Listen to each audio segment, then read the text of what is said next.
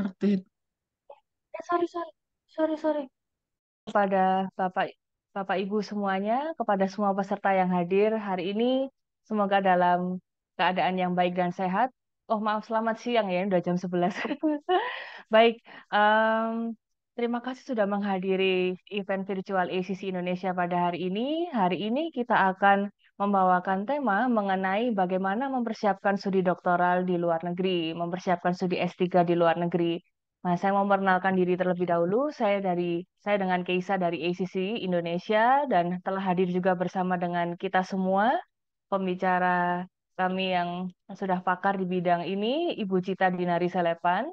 Ibu Cita ini sudah sangat lama berkarir di dunia pendidikan. Bapak Ibu pernah bekerja sebagai in-country representative dari beberapa university di Australia, dari Charles Darwin University, dari University of Canberra, dan banyak lainnya. Juga pernah bekerja di Australian Embassy sebagai tim Australian Education Internasionalnya, dan banyak lainnya. Dan hari ini Bapak Ibu, kita semua akan membahas bagaimana sih mempersiapkan aplikasi untuk studi doktoral di luar negeri, bagaimana tips and triknya untuk mendapatkan supervisor, bagaimana mengatur timeline persiapan studinya, dan lain sebagainya. Mudah-mudahan acara hari ini dapat bermanfaat bagi Bapak Ibu semua yang sedang mempersiapkan studi doktoral di luar negeri. Dan tanpa berlama-lama, saya akan langsung mempersilahkan Ibu Cita untuk membawakan webinar pada hari ini, dan nanti bila Bapak Ibu ada pertanyaan, boleh langsung mengisi di kolom Q&A di bawah ini. Baik, saya persilahkan Ibu Cita. Silahkan Bu, terima kasih. Baik, terima kasih banyak Mbak Keita dan teman-teman AIC atas kesempatan baiknya pada hari ini. Selamat selamat pagi menjelang siang ya semua teman-teman sekalian yang sudah berkenan menyempatkan hadir pada sesi kita siang ini. Sebagaimana yang telah disampaikan oleh Mbak Keita tadi, perkenalkan saya Sita Selepan. Pada kesempatan ini izinkan saya mungkin untuk berbagi sedikit informasi dengan teman-teman sekalian, khususnya yang berkaitan dengan persiapan bagi yang berencana untuk melakukan studi lanjut, khususnya di strata doktoral studies di luar negeri. Dan mungkin sebelum lebih jauh kita memulai, dikarenakan latar belakang saya, mungkin contoh-contoh dan juga informasi yang saya bagikan pada kesempatan hari ini mungkin kebanyakan adalah berdasarkan sistem pendidikan dan juga uh, proses dari doctoral study application yang umumnya kita temui di negara Australia. Tetapi memang tidak menutup kemungkinan beberapa informasi yang tentunya juga akan bersifat general, sehingga mungkin teman-teman sekalian bisa aplikasikan jika ternyata ada teman yang berencana untuk bicara tujuan belajar lain. Mudah-mudahan walaupun sesi ini relatif singkat dapat bermanfaat bagi teman-teman. Baik, untuk langkah awal, jadi pada kesempatan kali ini kita akan uh, berbagi informasi berkaitan dengan persiapan studi doktor yang jika di Australia, sebagian besar program studi doktor ini bentuknya dalam konteks pure research. Walaupun nanti saya akan coba terangkan juga ada beberapa prodi-prodi tertentu yang juga menawarkan jenjang pendidikan studi doktor ini dalam bentuk kombinasi antara coursework dengan research, walaupun secara mayoritas tetap konten utamanya. Nah, adapun konteks studi research ini, jadi di sana dikatakan research studies. Jadi kalau kita merefer dengan research studies, itu kategori level pendidikannya dapat meliputi dari pasca sarjana program pendidikan master, khususnya nanti master yang berkaitan dengan research master studies, dan kemudian program studi doktoral. Tetapi di jenjang sarjana, kalau di kata satu, di sana kata bachelor, sebenarnya ada jenjang juga yang disebut bachelor honors. Jadi Bachelor Honors ini umumnya di tahun terakhir atau di tahun keempat ini adalah research. Nah, ini studi yang berkaitan. Di Australia sendiri, kerangka sistem pendidikannya disebut sebagai Australian Qualification Framework atau biasanya kami menyingkatnya dengan AQF. Nah, ada 10 jenjang pendidikan yang dirangkum dalam AQF ini, mulai dari jenjang pendidikan vokasi uh, terlihat di diagram yang ditampilkan di layar, mulai dari sertifikat ya, jadi sertifikat 1, 2, 3, 4 atau advanced certificate, kemudian diploma, ada advanced diploma, kemudian kualifikasi bachelor degree, kemudian ke pasca ya, master, dan kemudian di uh, pendidikan strata doktoral itu ada di level 10 dari AQF. Nah, seperti apa gambaran dari AQF system ini? Mungkin kita akan coba bahas lebih lanjut ya. Uh, yang pertama mungkin untuk memberikan ilustrasi bagi teman-teman sekalian, EQF level 9 di jenjang pendidikan studi, kalau di Indonesia berarti strata 2 atau magister, itu ada katakanlah tiga klaster dari program studi magister ini. Jadi yang pertama adalah master degree yang by research. Nah, sesuai namanya, program studi ini dia fully by research. Jadi artinya umumnya tidak ada mata kuliah atau subjek atau kadang disebut unit yang ditawarkan sebagai bagian dari program studi. Lama atau durasi masa studinya biasanya adalah 2 tahun. Nah, ada yang bentuknya master by research, ada yang master of philosophy, itu dilihat dari level dari research studi atau pembobotan studi dari prodi yang bersangkutan. Nah, Bu kemudian yang Gita, kedua ada ya. mohon maaf ya Bu, saya selas. Suaranya agak terputus-putus sedikit Bu, mungkin agak kurang dekat atau Oh, oke. Okay. ya, Lebih jelas? ya betul lebih jelas Bu. Oke, okay. Baik, terima Baik. kasih Bu. Terima kasih, Tika. Kemudian program studi master degree yang by coursework. Nah, sesuai namanya, program studi ini mungkin yang lebih mirip ya dengan prodi strata S2 atau magister di Indonesia. Jadi ada mata kuliah atau unit sana biasanya disebutnya yang ditawarkan dari prodi yang bersangkutan. Nah, tipe dari prodi ini ada yang pure by coursework, jadi sepenuhnya ditawarkan dalam bentuk mata kuliah atau unit. Jadi artinya begitu kita selesai mengambil semua unit-unit yang ditawarkan, berarti kita sudah menyelesaikan program studi yang bersangkutan.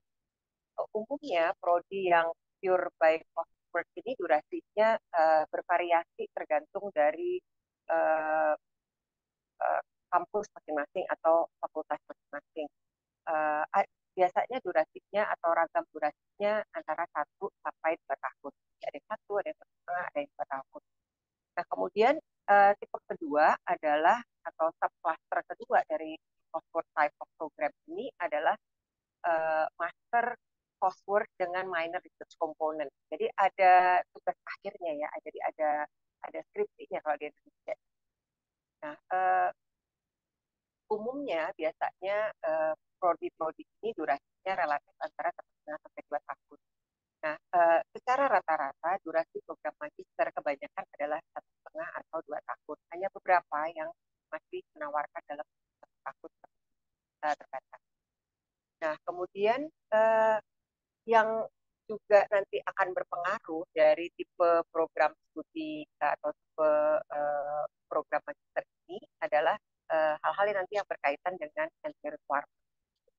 Karena program studi yang by research, apakah dia nanti bentuknya dalam strata magister atau program studi doktoral, itu dimasukkan ke dalam kategori research program. Sehingga berlakulah biasanya prosedur aplikasi yang spesifik bagi research program. Apakah itu dia master by research atau master fully by research maksudnya, ataukah program studi doktoral. Nah, kurang lebih seperti itu. Kemudian di level AQF yang level ke-10 atau program studi doktoral, kita melihat secara umum ada dua tipe program studi doktoral. Yang pertama adalah biasanya kita punya doctoral degree by research atau based study. Nah, program studi ini umumnya ditawarkan dalam bentuk fully by research. Jadi selama durasi program studi, uh, mahasiswa akan mengambil studi dalam bentuk melakukan atau mengaplikasikan research studies yang memang sudah dipropose pada saat mengajukan aplikasi. Tetapi uh, sudah beberapa tahun bahwa terkadang diskon-diskon tertentu pada prodi-prodi atau fakultas-fakultas tertentu uh, dalam program ini juga diselipkan ada beberapa unit atau subjek atau mata kuliah. Ada yang sifatnya mandatori, ada yang sifatnya optional, tergantung dari kondisi prodi. Tapi secara umumnya adalah fully budgeted. Nah, kemudian yang kedua, tipe yang kedua adalah biasanya disebut dengan istilah professional doctorate. Jadi contohnya misalnya professional doctorate in public administration, professional doctorate in business administration, atau DBA biasanya gelarnya, atau DBA kalau public administration. Nah, kita coba mungkin jelaskan sedikit seperti apa sih perbedaan dasarnya. Nah, pada umumnya, yang pertama mungkin durasi ya. Ini dengan mudah biasanya kita bisa lihat di website, atau di prospektus, atau brosur dari masyarakat. Durasi atau lama studi dari prodi ini untuk yang profesional doktorat umumnya 3 tahun. Nah, untuk doktoral degree by research biasanya diberi dalam bentuk range durasi, jadi 3 sampai 4 tahun. Nah, kemudian keduanya itu masuk dalam, sebagaimana yang tadi saya sampaikan, masuk ke dalam kategori research type of program. Sehingga nanti selanjutnya saya akan coba jelaskan lebih detail hal-hal yang berkaitan misalnya persiapan aplikasi bagi research type of applications atau study program. Nah, pada dasarnya professional doctorate itu umumnya didesain bagi mereka-mereka yang menginginkan untuk mendalami program studi research tingkat doktoral, tetapi sifatnya umumnya lebih dalam bentuk applied, gitu ya. Jadi applicable type of research atau lebih hands-on. Gitu. Nah, kemudian kita masuk ke tahap berikut mengenai apa ya hal-hal yang mungkin berdasarkan pengalaman menjadi hal-hal yang perlu disiasati, disiapkan dengan lebih seksama, memerlukan mungkin waktu persiapan juga yang cukup memadai.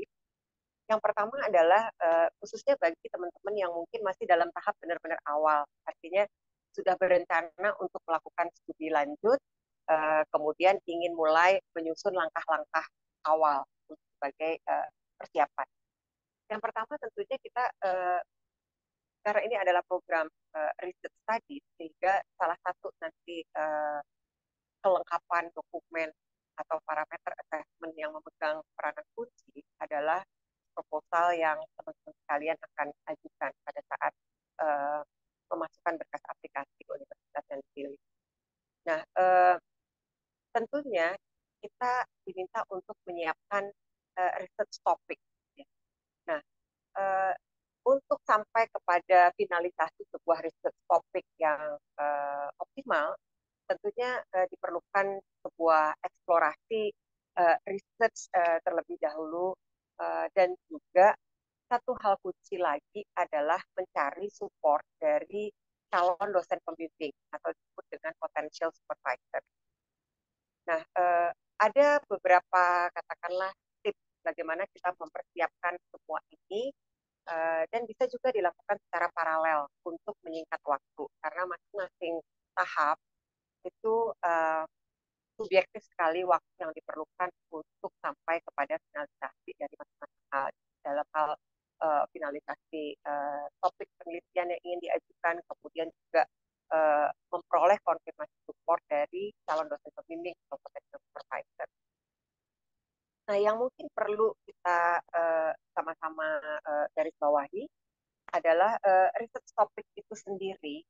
Jadi nantinya kan akan kita ajukan kepada tim akademik yang menurut kita mempunyai latar belakang keahlian atau expertise yang memang sesuai jalan dengan area research yang ingin kita geluti untuk studi S3. Nah, tentunya kita harus melihat professional strength dari masing-masing akademik ini.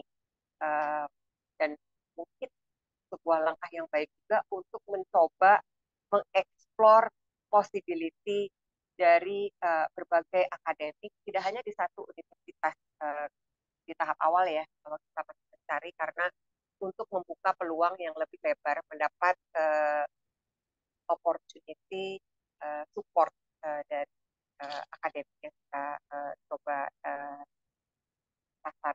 Ya. Nah, kemudian satu langkah yang juga cukup krusial adalah mensinergikan antara rencana pengembangan research development kita sebagai individu, sebagai seorang potential applicant, dengan katakanlah apa ya, rencana strategis dari pengembangan home institution, lembaga tempat teman-teman sekalian mengabdi saat ini. Apakah sebagai akademik, sebagai atau apa researcher atau yang lain. Nah, tentunya setiap lembaga tempat teman-teman bernaung punya rencana pengembangan riset strategis yang memang sudah di mapping, gitu ya. Nah, tentunya mencari benang merah sinergi antara kekuatan dan passion riset, karena dua hal ini juga akan memegang peranan penting ya bagi seseorang, dengan rencana strategi pengembangan riset unggulan dari lembaga tempat kita bernaung, dan juga riset strength dari fakultas dan universitas tujuan yang ingin kita tuju di luar. Nah, tentunya ini membutuhkan waktu untuk menemukan benang merah sehingga semuanya bisa terakomodasi dengan baik. Nah, ada beberapa katakanlah apa namanya ya, katakanlah kunci yang bisa membantu kita untuk mencapai atau menemukan hal ini gitu. Nah, yang paling mudah sekarang, apalagi semuanya bisa tersedia online sebenarnya ya, jadi research-nya bisa mudah dilakukan. Kita bisa explore lewat internet melalui situs dari berbagai universitas dan centernya. Jadi hal-hal yang berkaitan dengan strategi inovasi khususnya dalam pengembangan riset dari fakultas tersebut. Kemudian ada yang disebut dengan research portal. Jadi setiap universitas biasanya di subsection research di websitenya itu akan memuat juga informasi bagi calon mahasiswa riset. Nah, tinggal kita pilih juga di sini, dan juga kemudian section khusus yang berkaitan dengan research portal. Di portal ini akan menampilkan semua para researcher yang ada di universitas yang bersangkutan, dari berbagai fakultas, dari berbagai institut dan sehingga kita dapat memperoleh gambaran yang lengkap, yang konkret mengenai kekuatan riset beliau, publikasinya, proyek-proyek riset yang saat ini atau dalam waktu belakangan ini tengah ditekuni oleh beliau, gitu. Dan kemudian komposisi bidang keahlian yang digeluti. Gitu. Nah, jadi hal ini akan sangat membantu. Terus kalau kita lihat di layar yang ditampilkan ini, kita lihat ada fingerprint, samping poin-poin lain yang lihat di atas, itu yang mungkin dengan mudah kita pahami kira-kira informasi apa yang bakal terangkum di dalamnya. Nah, di dalam fingerprint ini, begitu kita klik section fingerprint dari setiap researcher yang bersangkutan, setelah katakanlah kita masukkan keyword yang research yang kita inginkan atau kombinasi keyword yang kita inginkan, akan terlihat tampilan komposisi bidang-bidang apa namanya fokus dari research yang ditekuni oleh beliau yang bersangkutan. Terus seberapa signifikan area bidang itu menjadi fokus research-nya. Nah, ini juga akan menjadikan gambaran sehingga kita bisa membuat list kira-kira dari sekian banyak akademik yang ada di research portal yang kita temui ini, yang mana-mana saja yang bisa kita mulai sisihkan untuk kita dalami lebih lanjut. Gitu. Dan kemudian mungkin selanjutnya nanti setelah ini kita bisa masuk ke hal-hal yang berkaitan lebih detail pada research interest beliau. Jadi misalnya terutama biasanya tergambarkan dari proyek-proyek research yang tengah dilakukan siapa saja mitra-mitra research-nya gitu. Uh, dan kadang-kadang banyak teman-teman katakanlah para senior terdahulu yang telah mengambil studi S3-nya atau saat ini tengah menekuni studi S3-nya yang memilih topik-topik yang sifatnya spesifik dengan topik yang memiliki konten Indonesia yang bisa saja gitu kita ajukan dan kita laksanakan.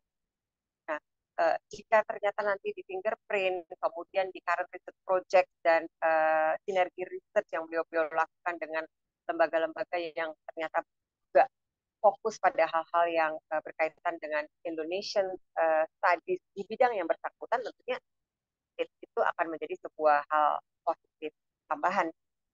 Uh, nah, ini yang berkaitan dengan eksplorasi.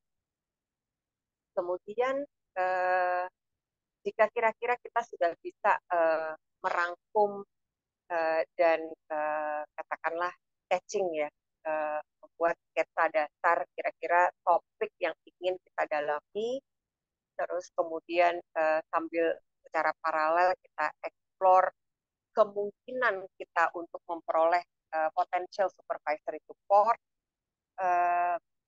Nah, hal yang bisa kita lakukan juga adalah sambil kemudian secara berangsur kita mulai mempersiapkan komponen-komponen dokumen yang nantinya akan teman-teman perlukan untuk proses aplikasi.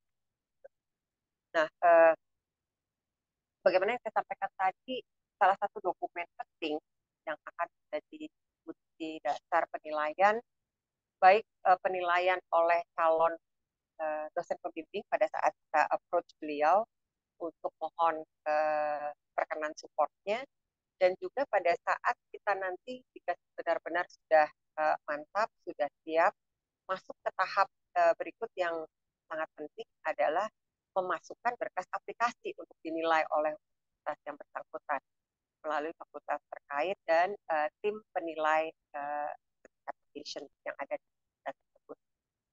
Nah, research proposal umumnya seringkali banyak pertanyaan, ada nggak ya Bu, misalnya katakanlah kerangka dasar atau framework untuk research proposal yang biasa digunakan. Nah, sifatnya relatif berkurang. Teman-teman mungkin bisa menggunakan sebagai acuan website dari section research yang ada tadi yang saya sampaikan. Karena tinggal klik section untuk future student. Jadi berarti itu calon mahasiswa master by research atau calon doctoral applicant atau doctoral student gitu ya. Nah, biasanya ada guidance, tetapi dalam banyak hal biasanya sifatnya lebih bebas. Tentunya dengan tidak melupakan atau meninggalkan poin-poin kaidah yang memang harus terangkum dalam sebuah research proposal yang memberikan hal-hal yang informatif, yang memadai untuk tim penilai melakukan assessment.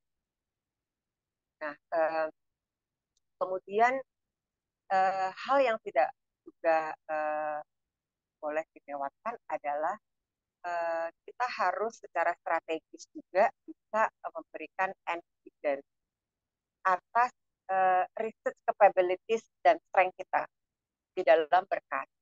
Kenapa? Karena tim penilai ini, teman-teman sekalian kan bisa bayangkan bahwa beliau-beliau secara umum ya, bagian besar itu kan kita tidak saling kenal. Artinya kita itu antara applicants dengan apakah dia potensial supervisor yang ingin kita dekati, ataukah nanti pada tahap sudah sampai kepada memproses atau mensubmit berkas aplikasi. Nah, jadi hal ini menjadi kunci penting gitu, untuk memberikan confidence pada tim penilai bahwa kandidat yang layak ya untuk diterima, untuk disupport berkas aplikasinya karena mempunyai capability, research experience uh, yang evidence-nya bisa terlihat. Tidak perlu memang berpanjang lebar walaupun ringkas, tapi memberikan informasi yang uh, memadai atau informatif, gitu ya. Nah, kemudian bagaimana sih kita menyiapkan riset proposal yang uh, efektif? Nah, ada dua tahapan sebenarnya secara umum ya, teman-teman. Yang pertama adalah research proposal dasar sekali pada saat biasanya kita di tahap untuk mencari support dari atau dukungan dari calon dosen pembimbing, potential supervisor. Nah, di tahap ini biasanya karena itu tadi, karena para prof ini toh dia juga belum mengenal kita, jadi kita ini kind of ya stranger yang datang untuk melakukan pendekatan, memohon support dari beliau-beliau ya atas topik yang kita ajukan. Nah, biasanya logikanya adalah semakin ringkas, walaupun cukup komprehensif, itu akan lebih memberikan opportunity untuk setidaknya attachment dokumen yang kita tampilkan yang dibaca. Nah, jadi itu pertama. Kemudian juga tentunya topik atau title-nya, atau kalau masih kadang-kadang belum dalam bentuk title, masih awal, bisa juga dalam bentuk tema. Depends on sequence atau stages-nya. Nah, topik ini tentu harus apa ya, menarik bagi yang membaca, bagi beliau yang kita harapkan dapat berkenan jadi content supervisor. Nah, tentunya sampai kita bisa punya asumsi bahwa beliau-beliau ini punya chance cukup besar untuk tertarik pada topik yang kita ajukan, tentu kita harus menyelami dulu kira-kira current research, strength, dan passion beliau-beliau ini apa. Nah, lewat biasanya yang sangat membantu tadi adalah research portal lewat website. Karena di situ gambarannya jelas sekali. Jadi ada info berkaitan dengan publikasi, ya, publikasinya, kemudian current research, research partner, dan fingerprint research-nya. Nah, kemudian apa namanya, kita juga diharapkan untuk secara kritikal bisa menyampaikan argumen yang bisa diterima untuk research area yang kita ajukan. Jadi propose research topiknya. Tentunya harus bisa juga kita justifikasi gitu ya. Sejauh apa menurut kita apa namanya ya, end result research nantinya setelah kalau kita menyelesaikan memberikan kontribusi. Nah, kontribusi ini adalah tentu pada knowledge and research development. Gitu. Nah, sejauh apa kontribusi ini? Karena itu adalah bagian dari perjalanan penting sebuah riset tadi. Jadi tidak hanya menjalani, menyelesaikan, tetapi juga sejauh apa efektivitas dan value dari kontribusi yang bisa diberikan dari sebuah pencapaian riset tadi. Ini adalah hal-hal yang poin-poin yang secara general coba saya share dengan kalian. Kira-kira biasanya ini tips yang mudah-mudahan dapat membantu dalam menyusun sebuah proposal yang efektif bagi dua hal sebenarnya bisa sekaligus dilakukan, yaitu pada saat mencari support dari calon dosen pembimbing dan kemudian pada saat ready untuk mensubmit berkas aplikasi. Nah, satu hal juga berdasarkan pengalaman adalah bahwa teman-teman dari Indonesia, kalau tidak semua, rasanya sebagian besar, sebagian yang sangat besar bahkan, adalah teman-teman yang datang untuk belajar program studi doktor dengan support beasiswa dari berbagai sumber. Ada yang dari home institution-nya, ada yang dari pemerintah, baik pemerintah Indonesia dengan berbagai skema beasiswa yang teman-teman mungkin sudah banyak familiar, atau juga dari pemerintah asing di negara tujuan. atau dari universitasnya sendiri. Jadi uh, karena sikon ini, sehingga tentunya durasi masa studi itu biasanya juga ada batasannya, gitu. Terbatas berdasarkan aturan main dari beasiswa atau skema beasiswa yang ada. Nah, karena kita dibatasi waktu, sehingga tentunya menyelaraskan antara idealisme kita sebagai researcher gitu ya, yang ingin menempuh studi doktornya dengan sebuah idealisme dari research yang kita propose, dan kemudian dengan adanya batasan durasi ini tentu kita juga harus pandai-pandai mengukur dan uh, mengelola prediksi time managementnya gitu. Sehingga hal-hal yang akan berkaitan dengan memastikan bahwa kita dapat menjalani dengan baik, dengan lancar, menyelesaikannya dengan baik, lancar, dan tepat waktu, ya kan? Syukur-syukur bisa lebih awal, setidaknya tepat waktu, itu tentu akan menjadi sangat-sangat penting. Jadi visibility, data visibility bagi mereka-mereka yang membutuhkan spesifik kelengkapan termasuk equipment, ya kan, uh, apapun bentuknya, itu visibility-nya juga harus dipertimbangkan, karena semakin tinggi tingkat kesulitan visibility baik data dan kelengkapannya, tentu resiko untuk menemukan hambatan atau challenge, tantangan dalam perjalanan akan menjadi semakin besar. Nah, jika ini terlalu besar dan tidak kita pertimbangkan dengan baik bahkan sejak awal, dia ada kemungkinan akan menjadi gangguan dalam menyelesaikan tugas studi tepat waktu. Ini semua akan menjadi apa ya, kumpulan hal-hal yang akan berperan penting, baik mulai dari langkah persiapan di awal, langkah tengah nanti jika teman-teman mendapat kesempatan baik, baik bisa uh, melakukan studinya dapat ditempuh dengan baik, lancar, tepat waktu, dan menyelesaikannya dengan baik juga, dan output produknya atau resultnya memang merupakan sesuatu yang ya tepat guna, berdaya guna gitu ya, baik bagi diri sendiri, bagi university tempat kita menempuh research studi, bagi home institution tempat kita bertugas di Indonesia, dan juga tentu bagi wider audience ya, dalam apakah dari research atau pengembangan development spesifik di area teman-teman sekalian.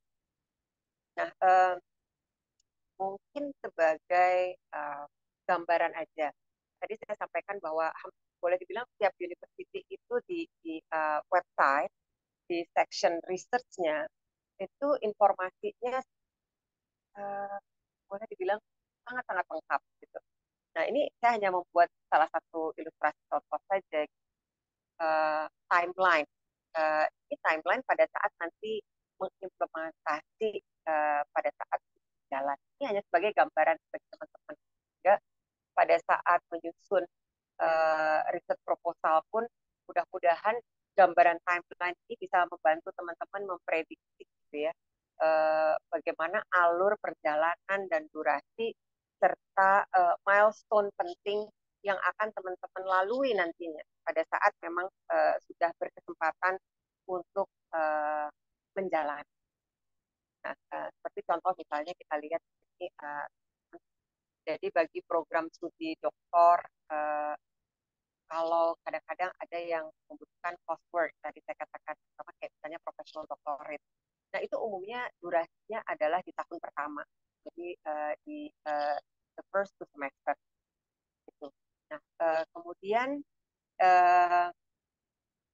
dalam perjalanan studi riset ini ada beberapa milestone seminar penting yang harus dilalui. Nah, yang pertama itu adalah introductory. Jadi umumnya pada saat kita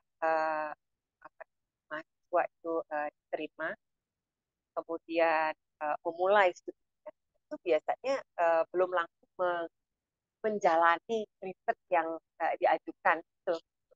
Tetapi katakanlah apa ya, eh, periode awal itu adalah periode persiapan, dan periode penting lain, hal penting atau step penting lainnya adalah mensinergikan research understanding dan sinergi antara pelaku dalam hal ini mahasiswa risetnya dan uh, potential supervisor, sorry, bukan potential tetapi supervisornya. Nah, biasanya supervisor ini bentuknya tim, gitu ya. Jadi ada main supervisor yang bertanggung jawab memegang kendali pimpinan dari grup pembimbing, kemudian ada anggota-anggota. Nah, berapa jumlahnya? Biasanya secara rata-rata umumnya ada dua, tetapi di beberapa case tertentu, tergantung sikon penelitian yang dilakukan, jumlahnya bisa lebih. Jadi sangat case by. Nah, kemudian di semester awal itu adalah tahap yang sangat penting, di mana eh, apa ya, PhD candidate ya, untuk bisa menjadi PhD candidate gitu. Nah, jadi kalau kayak pekerjaan masih menjalani katakanlah fase probation gitu ya. Nah, ini adalah fase yang sangat penting, sehingga pada saat hal apa ya sudah tahap inilah dilakukan setelah melewati beberapa diskusi, kemudian kesepakatan dengan tim dosen pembimbing, baru kemudian masuk ke introductory seminar, di mana yang bersangkutan akan sesuai title-nya mengintroduce research yang akan dilakukan bagi apa namanya uh, tidak hanya bagi katakanlah antara yang bersangkutan dengan tim tim bimbing, tetapi juga bagi masyarakat riset di universitas itu, gitu. Tidak hanya bahkan dari fakultas yang bersangkutan, tetapi para researcher lainnya, itu para PhD. Nah, ini demikian selanjutnya sampai setiap tahap itu biasanya akan diikuti dengan work in progress. Ya, jumlahnya variatif juga tergantung responnya, secara rata-rata antara 2 sampai 3 kali. Kemudian di tahap akhir adalah presentation. Nah, selalu saya berusaha mengkaitkan kembali dengan adanya kebutuhan bagi teman-teman yang sedang kuliah untuk menyelesaikan studi tepat waktu. Jadi setiap langkah termasuk kebutuhan akan data collection. Nah, apakah data collection ini diambilnya di mana? Apakah fully di Australia atau mungkin ada bagian yang harus diambil di home country? Nah, ini tentu harus disusun dengan seefektif mungkin. Nah, nanti pada saatnya memang akan didiskusikan dengan uh, tim panel supervisor. Karena hal itu bisa dilakukan dengan tentunya approval dari supervisory team dan juga dari evaluasi. Nah, kurang lebih seperti ini. Ini mudah-mudahan memberikan sedikit ilustrasi bagaimana apa, kita mencoba menyiapkan. Nah, sebelum saya mengakhiri, mungkin tadi saya sampaikan tadi ya. Jadi ada dua step, katakanlah dua step dasar gitu pada saat kita ingin apply program studi riset. Yang pertama tadi adalah mencari calon dosen pembimbing. Nah, mencari calon dosen pembimbing ini sebenarnya begitu kita sudah bisa meramu apa ya rencana eh, penelitian, jadi research topik, strength fokus kita dan detailnya, secara garis besar kita sudah bisa mencoba melakukan penjajakan uh, pencarian potential supervisor, dan uh, berdasarkan pengalaman memang ada baiknya dilakukan paralel uh, ke beberapa akademik dan bahkan ke beberapa universitas untuk membuka peluang terbesar. Jadi supaya tidak terlalu banyak waktu terbuang jika ditunggu one at a time. Nah, jika nanti, nah ini tiap kampus juga kadang-kadang berbeda. Ada yang langsung minta harus ada 2 potential supervisory support confirmation. Ada yang boleh 1 gitu. Uh, Tergantung sikon dari masing-masing fakultas dan universitas yang teman-teman gitu ya. Itu nanti tinggal keterangannya biasanya bisa juga ditemui di website. Nah, jika ternyata kita cukup beruntung setelah mencoba explore, kemudian melakukan pendekatan, berkomunikasi. Nah, komunikasinya biasanya cukup dengan mengirimkan email ya. Apa saja sih dokumen yang harus kita biasanya siapkan pada saat kita approach akademik untuk menanyakan atau mencari dukungan beliau-beliau sebagai calon dosen. Biasanya yang pertama adalah riset proposal yang di tahap ini sebaiknya ringkas saja. Jadi jangan terlalu berpanjang lebar karena kadang-kadang berkas itu masuk sampai berbelas halaman, walaupun tidak semua, tetapi kadang-kadang di beberapa kasus akademiknya jadi agak reluctant untuk membuka karena akan membuang waktu terlalu banyak. Jadi ringkas saja. Bahkan ada beberapa universitas yang hanya minta up to 4 pages maximum gitu. Ada yang bahkan strict hanya 2-3 halaman. Nah, monggo nanti teman-teman cek sendiri. Tapi kalau saya boleh saran, ringkas saja. Gitu. Intinya mereka tahu what is your plan. Topik, research fokus, brief metodologi, dan kemudian predictive outcome, gitu ya, hipotesanya seperti apa secara ringkas. Kemudian yang kedua adalah CV. Nah, di dalam CV ini penting sekali tadi yang saya katakan, ada poin bahwa kita cukup memberikan evidence atas kapabilitas kita yang tertuang di situ. Jadi kapabilitas ini tentunya dikaitkan dengan research capability juga, gitu, karena studinya saja studi research. Nah, kemudian sebisa mungkin saya sarankan adalah sertakan IELTS atau TOEFL score yang masih valid. Karena berdasarkan pengalaman yang lalu-lalu, itu seringkali topiknya menarik, tapi kalau ternyata mereka cek terus IELTS-nya atau TOEFL-nya masih terlalu rendah, mereka juga agak apa ya, agak tidak terlalu antusias untuk membuka peluang diskusi lebih lanjut gitu. Karena mereka merasa bahwa persiapannya masih terlalu panjang. Nah, itu uh, untuk memudahkan juga ini perlu menjadi pertimbangan. Dan kalau misalnya teman-teman saat ini punya katakanlah kampus tujuannya entry requirement IELTS-nya 6,5, no band less than 6.0. Kemudian saat ini teman-teman baru memperoleh mungkin kurang 0,5 atau kurang 1.0, tetapi teman-teman sedang dalam tahap untuk memperbaiki, melakukan berbagai upaya, apakah ikut pelatihan atau belajar sendiri lewat modul-modul online yang sekarang banyak tersedia, apapun itu, dan kemudian sedang persiapan untuk tes kembali untuk memperoleh hasil yang lebih baik. Nah, itu bisa disampaikan.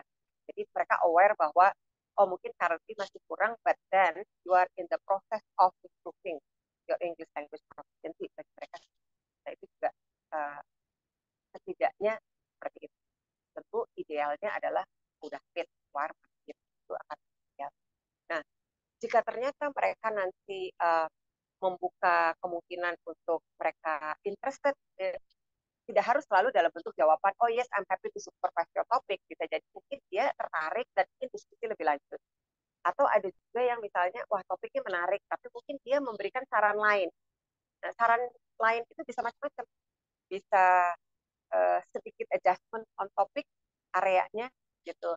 Mungkin dia lebih ingin tanya possibility kita, apakah kita cukup fleksibel untuk adjusting topiknya lebih ke arah yang sesuai dengan kebanyakan dari current project yang tengah dia lakukan, area fokusnya, walaupun area umumnya tetap masih di koridor yang sama.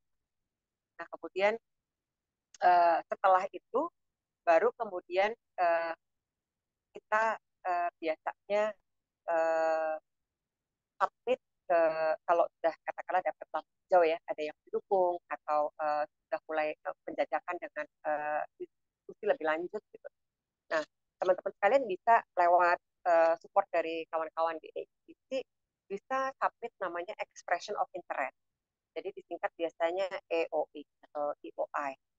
Nah, apa sih expression of interest? Ya, sesuai namanya bahwa kita mengekspresikan interest kita untuk melakukan studi riset di kampus yang kita tuju.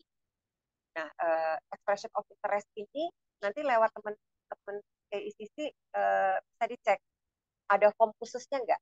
Uh, Biasanya formnya juga simple, straightforward kalau ada. Tapi tidak semua kampus menyediakan. Ada yang bentuknya boleh dalam email aja. Kalau dia nggak menyediakan form, artinya just short email. Jadi bukan email berpanjang-panjang, hanya short email bahwa you are expressing your interest. Jadi I'm expressing my interest to apply for a doctoral studies in what sort of area. Terus apakah sudah dapat supervisory support atau at the moment I'm discussing with Professor so and so to discuss further on proposed topic mungkin. Nah, kemudian bisa disertakan dokumen dasar tadi. Pada saat expression of interest itu biasanya at least 3 yang utama. Proposal, kemudian CV, kemudian hasil English language proficiency test result. Biasanya either IELTS atau TOEFL. Nah, setelah expression of interest kita submit, biasanya membutuhkan waktu tidak terlalu lama sih, biasanya kalau berdasarkan pengalaman. Kurang lebih range-nya mungkin antara 2 minggu, 3 minggu, 4 minggu aja udah panjang. Biasanya antara itu 2-3 minggu kita dapat jawaban apakah kita eh, apa namanya ya berhasil nggak dengan expression of interest kita. Kalau iya itu biasanya jawabannya atau green light sign-nya adalah dalam bentuk undangan to submit an application gitu. Jadi dia biasanya ngomong siapa dir siapa gitu terus kemudian we would like to invite you to now launch in your doctoral application. So, itu berarti expression of interest-nya itu udah dapat green light. Tetapi teman-teman perlu ingat bahwa expression of interest green light ini bukan berarti kita sudah diterima gitu. Jadi itu kayak pre-screening dasar gitu. Nah, baru di tahap application submission itulah akan dilakukan setelah dokumen lengkap. Nah, dokumen lengkap ini teman-teman tolong sekali di cross check di websitenya university, tapi tim KIC biasanya selalu berbaik hati untuk kasih reminder apa aja sih dot point dokumen kelengkapannya itu karena bagi application apalagi research master kuliah research semua program doktoral kalau ada yang nggak lengkap biasanya proses assessment tidak akan dilakukan. Even misalnya kita kurang satu dokumen, ya udah kayak nangkring aja gitu di situ, diterima masuk, dia nggak berpindah ke next proses, next assessment proses. Nah itu jadi checklistnya tuh perlu di cross check sebelum submission dilakukan bahwa semua yang kita memang telah dilengkapi sesuai gitu. Itu mungkin dari saya. Nah untuk application proses itu sendiri barulah sifatnya untuk hasilnya nanti berupa kita dinyatakan apakah kita diterima atau tidak. Kalau diterima, apakah kita mendapat full offer, jadi diterima tanpa catatan apa-apa, kita meet requirement, ataukah ada catatannya. Nah, catatannya ini apa nih biasanya? Apakah mungkin IELTS-nya masih kurang, jadi perlu kita lengkapi, kurang mungkin 0,5, atau overall score-nya dapat, tapi bench score-nya masih ada yang kurang dari persyaratan dari prodi itu, atau ada dokumen lain yang mereka minta lengkap. Bisa jadi seperti itu. Atau kadang-kadang juga agak unik memang bisa jadi ada sedikit revisi dari riset proposal yang diminta oleh calon dosen pembimbing yang kemudian akhirnya sudah disepakati oleh fakultas. Jadi secara overall kita kind of memenuhi, tetapi beliau-beliau masih meminta kita perbaiki dulu, jadi revisi dulu, baru kemudian disubmit untuk diberikan final approval. Jadi hasil assessment-nya itu sangat case by case, tergantung dari assessment yang dilakukan oleh biasanya tim fakultas terkait dan juga tim assessor dari research office-nya. Jadi biasanya kampus punya research office tim sendiri. Kurang lebih seperti itu mungkin Mbak Kezia, jadi supaya mungkin kita beri kesempatan juga buat kita bertanya atau mau sharing sesuatu berdasarkan pengalaman teman-teman. Mungkin ada sebagian yang sudah menjalani beberapa step perjalanan ini. Baik, baik terima kasih Bu Cita atas materinya yang sangat bermanfaat ya. Mudah-mudahan dapat menjawab ini ya Bapak Ibu segala pertanyaan mengenai persiapan untuk studi S3-nya. Bu Cita, saya izin mau membacakan pertanyaan di kolom Q&A. Jadi ini ada Silakan. beberapa yang sudah dijawab oleh tim ACC, Ya, tapi ada beberapa yang tertuju pada Bu Cita. Ini ya Bu, ya. ada pertanyaan dari Rizky Roykan. Bagaimana planning untuk kuliah PhD di bidang data science ketika sudah ada gelar S2 di bidang industrial engineering dan memutuskan untuk bekerja dulu di Indonesia selama 5 tahun di bidang data? Apakah lulusan PhD bidang data science atau computer science secara umum diterima oleh industri di Australia atau dianggap overqualified sehingga opsinya jadi akademisi saja? Terima kasih. Oke, baik. Baik. Mungkin kita jawab satu-satu aja ya. Ya, satu-satu aja Bu, biar nggak Ya, ini. ya. Oke. Terima kasih Mas Rizky atas pertanyaannya dan sudah berkenan bergabung bersama kita siang ini.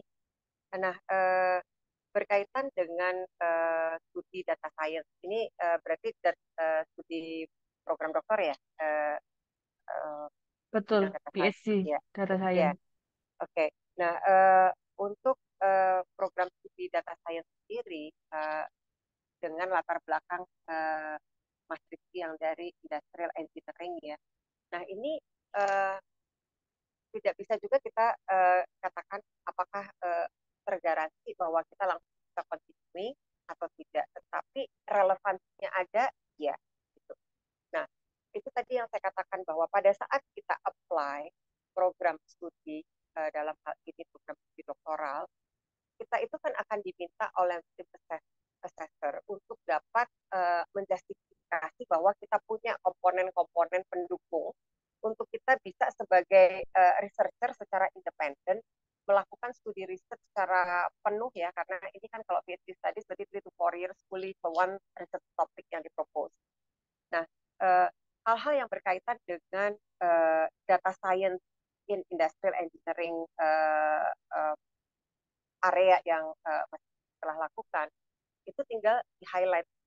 Nah, kemudian coba dicari sinerginya dengan dosen-dosen di sana, para tim akademik yang juga apa namanya ya, spektrum area yang dilakukan antara yang masih diaplikasikan di industri di Indonesia 5 tahun setelah studinya kemarin yang terakhir itu ada sinerginya gitu, sehingga karena data science ini kan aplikasinya sangat luas ya gitu. Nah, kalau misalnya kita bisa explore potential akademik yang memang bidangnya itu apa namanya katakanlah sejalan mungkin konteks yang memang kita ingin kembangkan, itu kan probabilitasnya menjadi lebih besar untuk dia juga tertarik. Gitu. Nah, yang kalau program studi riset ya, apakah applicable di sana untuk diterapkan, artinya tidak terbatas hanya sebagai akademisi ya, karena bisa diterapkan di industri karena uh, para apa namanya ya pengembang jadi teknologi teknologi di bidang data science, anything related to computing dan teknologi ini kan growing very rapidly, very fast growing gitu. Sehingga banyak sekali juga orang-orang industri yang melakukan studi lanjut, menggeluti research gitu. Karena tidak hanya bahkan di industri, di universitas pun riset itu telah lama didesain sedemikian rupa sehingga dia juga peran dari riset yang dilakukan itu PR utamanya adalah untuk memenuhi kebutuhan pengembangan industri gitu. Jadi dia harus harus sejalan dengan kebutuhan pengembangan industri karena mungkin ini sedikit apa namanya ya ilustrasi tambahan di luar pertanyaan tetapi sangat berkaitan dengan pertanyaan Mas adalah gini, kampus-kampus di luar negeri itu termasuk Australia itu dalam penyusunan kurikulumnya itu kan secara berkala biasanya bahkan secara periodik itu setiap tahun apa dilakukan pengembangan, dilakukan revisi sesuaikan dengan kebutuhan industri. Sehingga dalam penyusunan kurikulum di samping tim fakultas terkait peran dari para dari industri itu sangat penting dan asosiasi profesi. Jadi industri asosiasi profesi terus kemudian arah kebijakan pemerintah dalam pengembangan kebijakan teknologi dan hal-hal lain yang terkait itu dalam pengembangan lembaga pendidikan tinggi itu sangat besar. Kenapa? Karena ya itu tadi PR utamanya adalah bahwa apa-apa yang ditawarkan itu adalah keilmuan yang memang dibutuhkan sehingga menjadi apa ya tepat guna gitu ya. Uh, Bahkan mulai dari jenjang pendidikan strata satu undergraduate tadi seperti itu. Jadi kalau industrinya merasa bahwa oh the next within let's say 5-10 years ke depan mata kuliah seperti ini udah tidak terlalu signifikan relevansinya bagi kebutuhan pengembangan teknologi, tapi yang dibutuhkan adalah ini, terus ke depannya apa yang akan dikembangkan. Nah, kampus itu punya PR untuk mengakomodir itu dalam bentuk mata kuliah yang memang secara dinamis dia akan berubah memenuhi kebutuhan zamannya, kebutuhan industri. Jadi uh, kalau dikembalikan ke pertanyaan Marzuki, kalau menurut saya pribadi ya pengembangan aplikasi dari riset itu jadi tidak hanya terbatas di dunia akademik, jadi tidak harus hanya menjadi akademisi. Sehingga memang banyak orang industri, bahkan banyak orang-orang di lembaga-lembaga pemerintahan yang berkecimpung di bidang teknologi ini mereka studi lanjut. Jadi pemerintah juga menyediakan beasiswa-beasiswa bagi kayak ASN-nya gitu untuk terus mengembangkan keilmuan baik yang degree program maupun non degree program termasuk riset dan riset.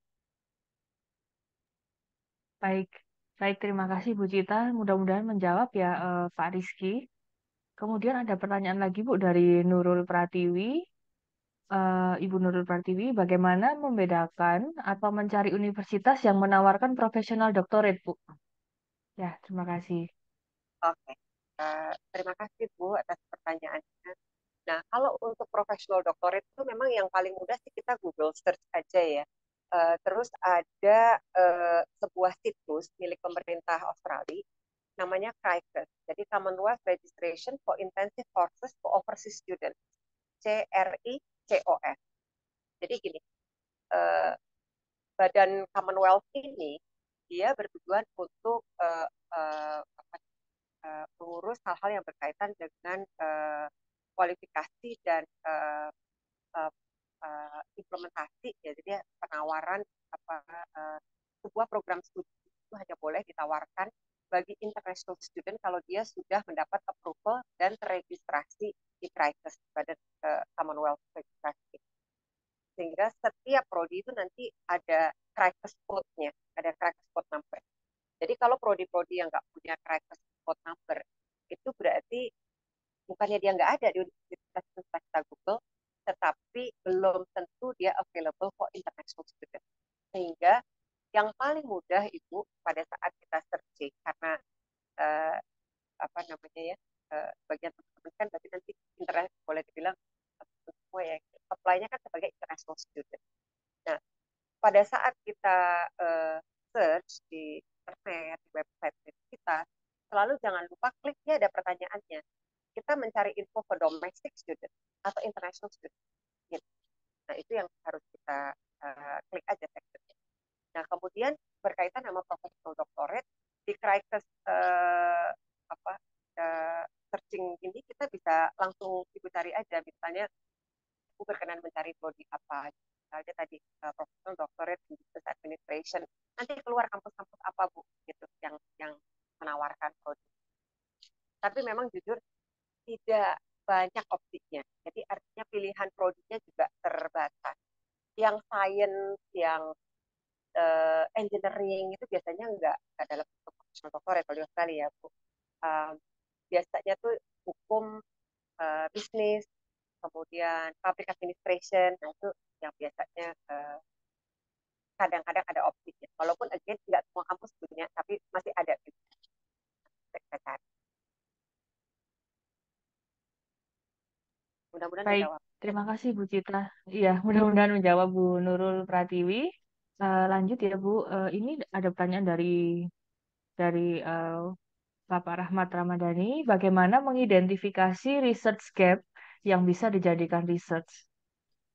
Itu aja Bu. Apakah Cukup jelas Bu pertanyaannya atau butuh Hmm, Bapak Rahmat yang boleh, menjelaskan?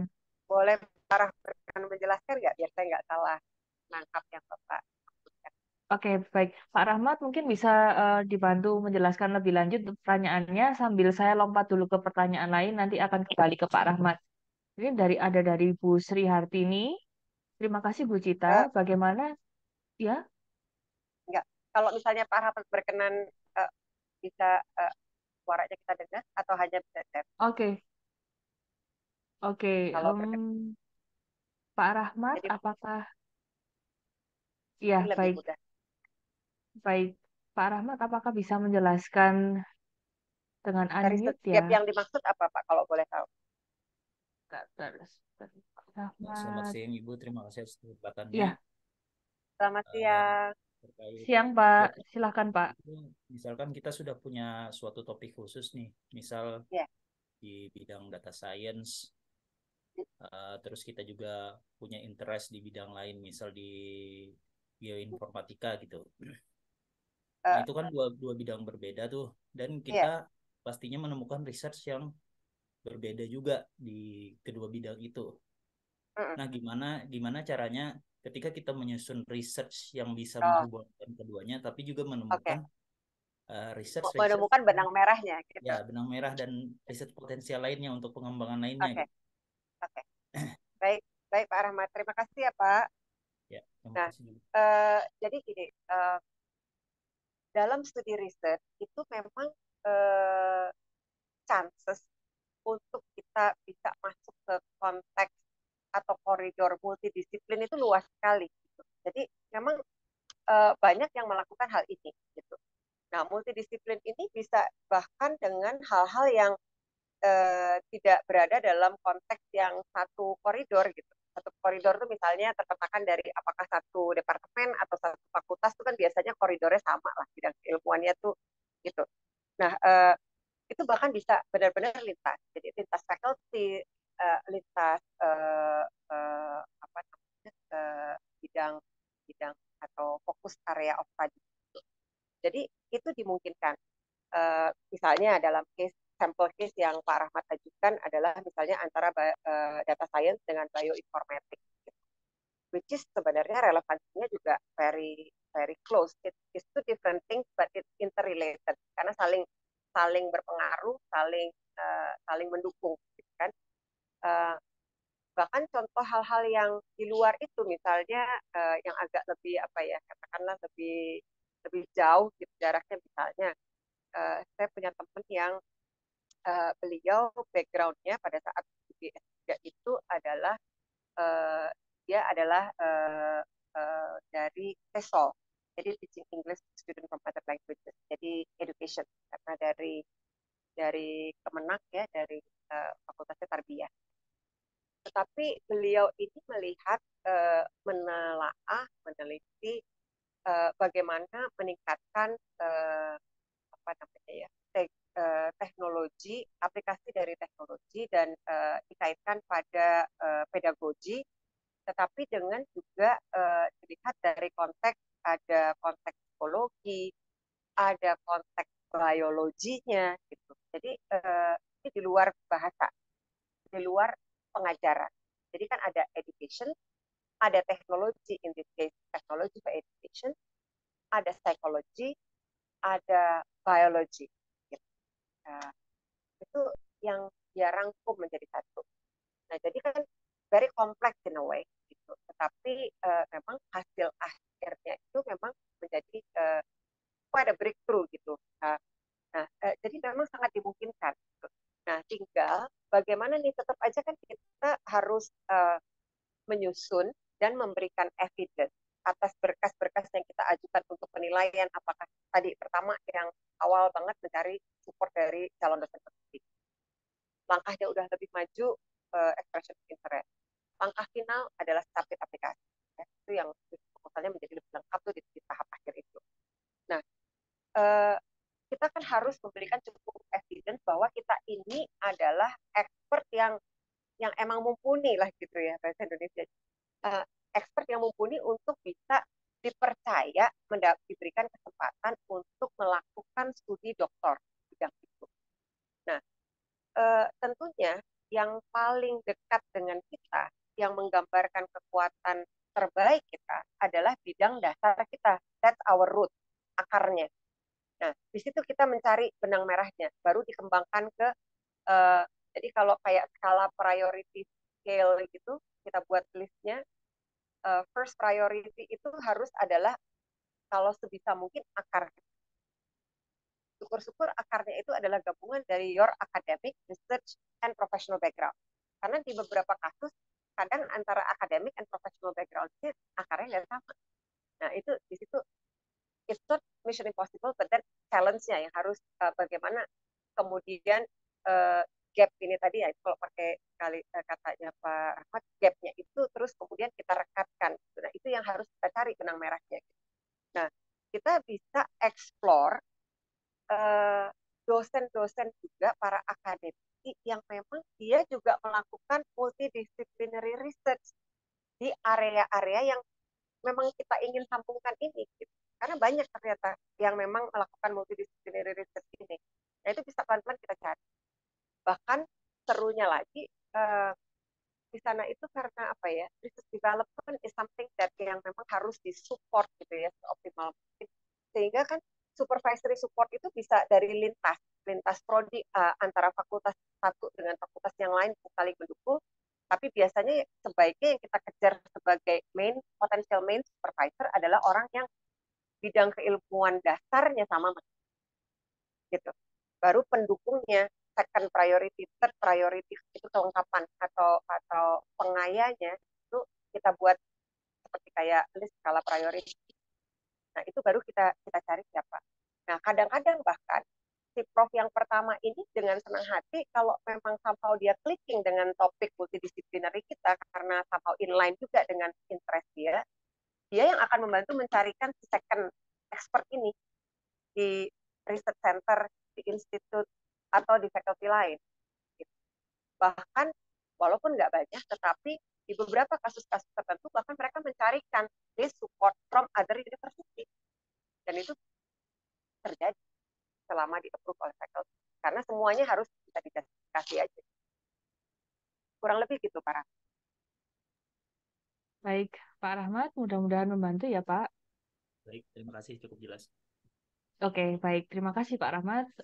Baik Bu, saya lanjut pertanyaan selanjutnya. Oh, ini sebelum saya lanjut ke pertanyaan selanjutnya, saya hanya mau menginfokan bagi rekan-rekan yang menginginkan rekaman ulang Zoom hari ini nanti bisa diakses di YouTube ACC Global Indonesia. Jadi nanti bisa ditonton kembali rekamannya di YouTube kami. Bisa silakan subscribe juga di ACC Global Indonesia. Dan saya juga mau menyampaikan karena tadi ada beberapa juga yang menanyakan bahwa servis dari ACC kita semua free.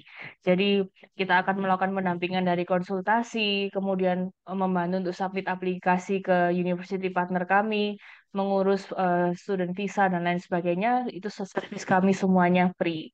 Baik, terima kasih. Kita akan lanjut pada pertanyaan. Ini ada pertanyaan dari Bu Sri Hartini. Terima kasih Bu Cita. Bagaimana mencari promotor yang sesuai dengan topik riset yang aplikan punyai? Itu yang pertama. Yang kedua, di mana bisa memperoleh research group by project untuk doktoral by research di universitas. Yang ketiga, di mana bisa akses beasiswa by project untuk S3 atau doktoral. Terima kasih banyak. Baik, silakan Bu Cita. Oke, Bu Sri, selamat siang. Terima kasih. Saya mencoba berbagi info ya, Bu. Mudah-mudahan bisa membantu Ibu memperoleh info-info yang Ibu harapkan. Yang pertama, bagaimana sih kita mencari potential supervisor gitu ya, untuk topik yang kita inginkan, yang ingin kita ajukan, yang menjadi interest kita. Nah, tadi ada beberapa apa ya, katakanlah poin penting yang sebenarnya kita dapat kita pakai untuk mencoba mencari. Tapi mungkin satu hal juga ya, mencari potensial supervisor itu kalau istilah saya pribadi itu kayak kita nyari jodoh-jodohan juga gitu. Sehingga kenapa kita perlu juga melakukannya secara paralel ke beberapa titik di saat yang bersamaan. Gitu. Karena jodoh-jodohan itu misalnya gitu. kita tadi kan searching ya lewat internet, lewat website-nya universitas, uh, dengan keywordnya kita mencoba beberapa gabungan keyword gitu. Jadi jangan cuma satu atau dua, kita coba tap in dari berbagai angle yang memungkinkan pengembangan area bidang disiplin atau riset topik kita. Itu kita coba all those possibilities, kita coba. Nah kemudian setelah kira-kira kita dapat ya tampilan para akademiknya itu, memang kita mau nggak mau harus ya do a bit of research gitu, cek satu-satu, karena saya tuh memang sering membantu juga teman-teman yang pada mau kuliah. Kadang-kadang saya jadinya searching, karena dengan seperti itu saya juga ikut belajar gitu bersama teman-teman semua gitu. Jadi selalu baca jurnalnya, selalu baca portalnya, selalu baca update on research development dan innovations in research yang dilakukan tiap research center, institut, atau fakultas, atau universitas. Nah, kalau kita sudah peroleh, biasanya tuh dia munculnya di research portal, kalau detail mengenai akademik. Tinggal ibu lihat aja. Jadi yang pertama itu dia langsung tampilkan biasanya yang paling kelihatan kan list publikasi. Jadi book, journal, proceeding papers gitu ya. Itu akan tampil semua. Nanti kalau kalau itu sih saya biasanya a glance aja. Saya lihat title-nya. Ada sinergi nggak? Itu ada sinergi, saya put note. Oh ini kayaknya relevan with this student. Kemarin kita diskusi mengenai something, misalnya let's say mitigasi bencana. Mitigasi bencana topiknya kan bisa diaplikasikan di berbagai yang berkaitan dengan kesehatan, misalnya nursing in mitigation, bencana itu manajemen bencana, terus policy bidang kebencanaan, macam-macam. Topiknya bencana, tapi angle-nya bisa di-approach dari banyak dan bisa dikombinasikan. Nah, kemudian kita coba lihat dari berbagai titik, berbagai faculty, kita kumpulkan. Nanti itu kita sebenarnya dengan pelan-pelan itu, kalau pengalaman saya sendiri ya, kadang membantu lagi mencari, akhirnya kelihatan tuh benang merahnya ini antara si A dan si B ini, somehow you can relate them gitu, nicely. Nah nanti begitu kita diskusikan dan kita sampaikan, somehow ya memang kelihatan. Tapi memang PR-nya juga kita harus menyediakan waktu, baca juga kadang jurnal-jurnal kunci utamanya gitu yang kira-kira relevan to the topic. Because itu kan biasanya cukup kita lihat aja, kalau glance cepat biasanya kan lewat abstraknya aja kita bisa lihat gambaran. Kemudian selalu ada juga di research portal itu, Bu, current research project-nya itu apa? The past few years, kalau saya sih biasanya kita batasi aja, let's say the past 5 years itu apa research project yang dia lakukan tuh sama siapa aja. Apalagi kalau ternyata dia ada sama Indonesia atau Southeast Asia, that will be better. Kenapa? Karena ya itu tadi, misalnya nih, kembali tadi saya kasih contoh kayak kebencanaan. Kalau dia, karena kebencanaan di Indonesia tuh kan apa ya, kayak komplit ya, apa aja ada gitu kan, ada natural disaster, ada karena yang bukan bukan bukan natural disaster gitu kan, terus dari berbagai titik, dari barat sampai timur Indonesia gitu, kompleks gitu, varian kemungkinan bencananya pun banyak gitu ya, kita lihat dari sini. Nah itu kan akan berbeda dengan misalnya nature dari bencana ya, spektrum yang sama di tempat yang lain di belahan bumi ini. Nah, kalau dia ternyata punya kerjasama project yang relevan untuk Indonesia or at least South Asia, that will be better, karena dia akan punya understanding yang pas dengan kita. Nah, kemudian itu tadi research project. Nah, ini mungkin berlaku nggak ada pasti ya, semua. Kalau di Australia, mungkin kalau beasiswa pemerintah Indonesia ya, ada tergantung dari mana misalnya competition-nya. Kalau akademisi mungkin kalau di bawah Kemendikbudristek kan ada beasiswanya yang dulu IKTI, sekarang ada beasiswa Pendidikan Indonesia ya.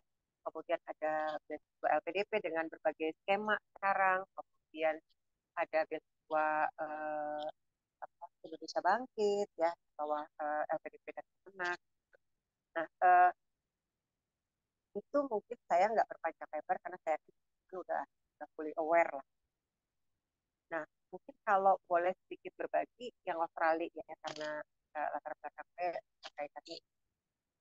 Di samping beasiswa mungkin yang teman-teman sering dengar, beasiswa Australia Award Scholarship atau AAS.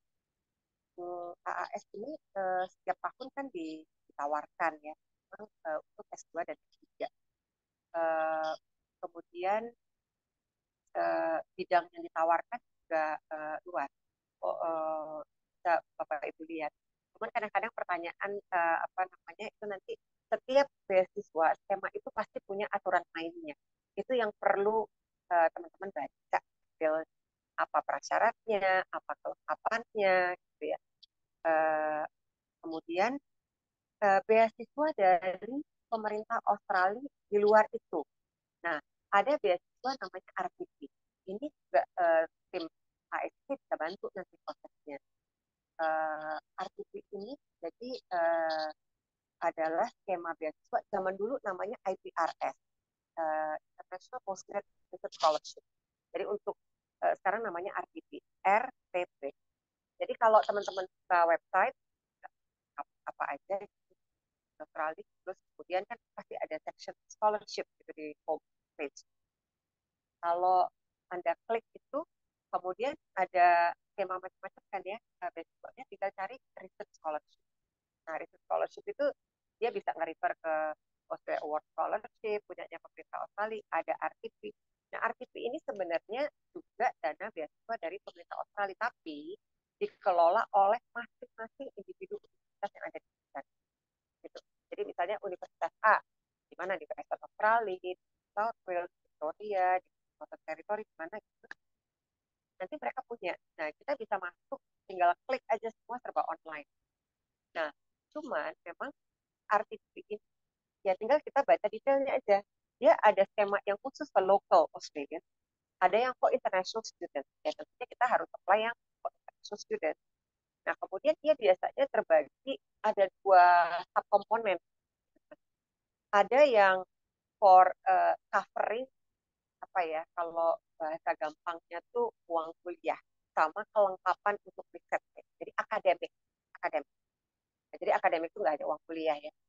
Jadi mereka tuh punya dan apa namanya allowance-nya tuh cukup besar. Kemudian dia juga mengcover hal-hal yang mensupport kegiatan riset. Jadi kayak untuk seminar gitu ya, untuk kegiatan di luar yang berkaitan sama studi riset itu, tapi itu memperkaya wawasan understand kita on riset yang kita lakukan. Itu mereka punya karena anggarannya. Nah, subkomponen yang kedua adalah stipend. Stipend itu apa ya? Uang saku. Gitu. Nah, uang sakunya itu dia nggak datang sebagai satu paket, tapi kita bisa apply keduanya. Gitu. Tidak menggaransi bahwa dapat paket. Biasanya yang lebih banyak porsinya adalah yang dapat akademik porsi itu. Kemudian dalam jumlah seringkali nggak sebanyak jumlah yang akademik scholarship-nya ada dana untuk stipend, itu biaya hidup. Yang juga ya kalau ukuran mahasiswa penerima beasiswa cukup baik lah, baik banget kayak jumlah kayak gitu, sangat membantu. Gitu. Nah itu kita bisa coba ya, kalau beruntung ya bisa dapat both gitu. Itu scholarship monggo dilihat-lihat karena seringkali orang belum terlalu familiar, jadi belum banyak kayaknya yang apply. Kalau AS sudah lebih familiar, LPDP udah banyak yang aware, mungkin bahkan udah coba. Nggak ada salahnya mungkin coba. Nanti bagaimana step aplikasinya bisa dibantu oleh AS. Baik, terima kasih Bu Gita. Mudah-mudahan membantu menjawab pertanyaan. Baik, sekarang ada pertanyaan dari Ibu Fatia. Dalam pencarian supervisor, khususnya di Curtin University, memiliki list supervisor level 1 dan supervisor level 2. Sebaiknya Ya, supervisor level berapa yang kita hubungi terlebih dahulu, Bu? Apakah level 1 dan 2 itu sama seperti pembimbing 1 dan 2 di Indonesia? Ya, terima kasih. hmm, oke. Nah, sebenarnya sih hampir di tiap kampus tuh ada gitu, gitu ya. Jadi kayak apa ya, kita bahasa tuh kayak the seniority level of professorship. Karena professorship itu ada jenjang gitu. Nah, sama seperti supervisory level. Kalau menurut saya sih, eh, biasanya itu yang eh, yang paling utama adalah mungkin kalau boleh saya saran supaya kita nggak terlalu ribet dengan hal ini, lebih kepada kira-kira bidangnya mana yang paling klik sama kita. Anyway, beliau-beliau itu misalnya karena itu nanti akan berkaitan dengan biasanya jumlah bimbingan yang bisa dia pegang. Nggak exact di jumlahnya, tetapi biasanya ada range-nya gitu. Berapa bimbingan yang beliau handle, apakah beliau memang hanya just a secondary supervisor. Itu bisa sebenarnya kalau di tahap awal kita nggak usah fokus itu dulu karena biasanya nanti kadang kita agak bingung jadi toh beliau ini nanti akan nge-guide kita. Jadi kalau misalnya ternyata untuk topik karena bisa jadi gini, uh, dia very senior, but then ternyata bimbingannya saat ini lagi penuh. Kadang-kadang tuh dia bisa bilang misalnya gini, but how about next year? Will you be ready or available by next year, 2024 or even 2025? Itu satu. Kedua, biasanya mereka sendiri yang akan mencoba menjembatani kita nih, gitu. Jadi dia akan bilang bahwa oh, for this topic itu karena somehow dia itu lebih kepada sekunder research area. Jadi ya dia akan bilang bahwa I'm happy to be your secondary supervisor. Nanti kamu sebaiknya kontak si ini atau aku rekomend kamu ke kontak siapa. Biasanya dia monggo untuk nah Bapak Ibu sekalian tinggal mencoba membuktikan sebenarnya nggak terlalu sulit dan mereka tuh cukup membantu dalam hal apa ya uh, menyambungkan kita sebenarnya. Jadi yang paling penting supaya lebih mudah di kitanya juga adalah kita fokus pada areanya aja. Nah, masalah nanti siapa yang menjadi pertama, siapa yang menjadi kedua, mereka sendiri biasanya akan kasih kita insight. Atau dia lagi penuh, terus dia bilang, would you like to actually wait until next year? Gitu. Karena mungkin beberapa bimbingannya akan selesai coming soon. Gitu. Dan dia bisa rekrut uh, uh, mudah-mudahan Oke, ya, baik. Eh, membantu. bantu tambahan aja. Jadi Bu Fatia, jadi kalau level 1 itu sebenarnya sudah pasti principal supervisor ataupun co-supervisor gitu. Tapi kalau level 2 biasanya pasti co-supervisor gitu. Jadi sebenarnya memang lebih baik ke level 1. Tapi biasanya level 1 karena banyak yang incar, level 2 pun sebenarnya nggak masalah. Karena kalau kayak tadi seperti yang Bu Cita apa namanya sampaikan, jadi kalau misalnya memang principal supervisor ada terlalu banyak email, terus ternyata co-supervisornya menganggap oh email ini research-nya menarik, biasanya dia akan refer ke principal supervisornya gitu. Jadi ujung-ujungnya pasti balik lagi ke prinsipalnya atau level satunya gitu. Contohnya seperti yang ini saya share. Jadi tadinya cuman satu yang dihubungi, akhirnya di-connect lagi ke co-supervisor yang lain. Akhirnya dapat langsung level 1, level 2-nya yang akan ngebimbing jadi primary supervisor. Gitu. Jadi sebenarnya mau satu ataupun dua, selama itu tadi cocok, baik lagi ke statementnya Bu Cita, lebih baik di email dulu aja. Semoga menjawab. Karena mereka tuh lebih paham sebenarnya. Ya, kita kan kadang-kadang dengan asumsi kita, sementara beliau-beliau lebih lebih memahami ekspertis rekan-rekannya gitu. Eh, dan kadang-kadang bahkan yang level 1 pun, kalau ternyata untuk topik kita beliau berkenan tetapi lebih prefer a second, karena ada orang yang menurut dia untuk spesifikasi fokus utama itu ada yang lebih ahli di bidang itu, dia akan refer. Gitu. Jadi mereka fair fair banget gitu ya, artinya sangat membantu lah biasanya.